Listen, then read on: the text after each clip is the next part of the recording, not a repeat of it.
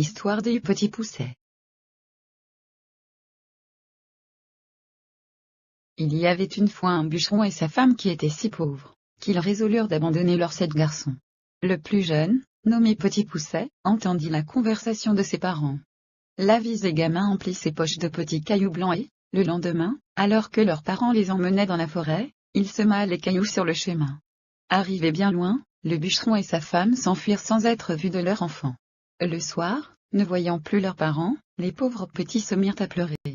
Petit Pousset dit à ses frères: « Soyez tranquilles et suivez-moi », et il les ramena au logis en reprenant à rebours le chemin d'aller, marqué par les petits cailloux blancs.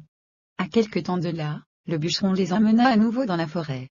Petit Pousset, faute de cailloux, imita le pain de son déjeuner le long du chemin. Pousset et ses frères croyaient qu'ils se retrouveraient facilement, mais les oiseaux avaient mangé le pain, la nuit était venue et ils entendaient les hurlements des loups.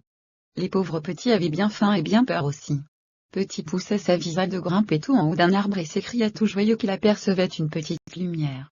Il entraîna ses frères dans cette direction et ils arrivèrent à la porte d'un vieux château. Ils frappèrent et demandèrent l'hospitalité à la bonne dame qui vint leur ouvrir. Elle les laissa se chauffer, puis leur conseilla de partir, disant qu'ils étaient dans la maison d'un ogre qui mangeait les petits enfants. Mais au même instant, l'ogre frappa à la porte. Elle fit rapidement cacher les enfants sous le lit et courut ouvrir. En entrant, l'ogre demanda à souper et sa femme lui servit un mouton tout entier, cuit à la broche. Tout à coup, l'ogre se mit à flairer à droite et à gauche disant: « Je sens la chair fraîche ». Sa femme lui répondit que c'était probablement le veau qu'elle venait de tuer. Mais l'ogre, flairant plus fort, alla droit au lit, en tira les pauvres petits et s'apprêtait à les égorger quand il se ravisa et dit à sa femme de leur donner à manger et de les coucher. La femme obéit et les emmena coucher dans le lit voisin de celui de ses 7 filles. Toujours méfiant, Pousset se releva sans bruit et échangea les couronnes des filles de l'ogre contre les bonnets de ses frères et le sien. La précaution était bonne car l'ogre, se ravisant, vint dans la nuit pour les égorger. Seulement ce furent ses filles que dans l'obscurité, en tâtant les coiffures, il prit pour les garçons. Il leur coupa le cou et se recoucha. Dès que l'ogre fut endormi, Petit Pousset fit lever ses frères et tous se sauvèrent sans bruit par le jardin. Ils coururent pendant toute la nuit sans prendre de repos.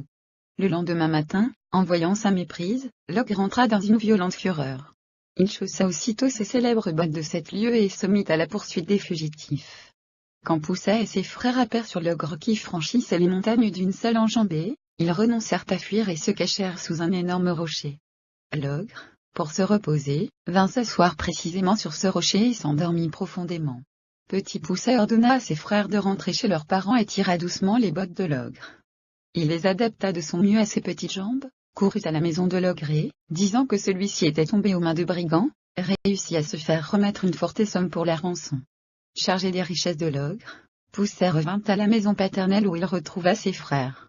Avec la prétendue rançon, il acheta des biens à son père et ils vécurent tous heureux.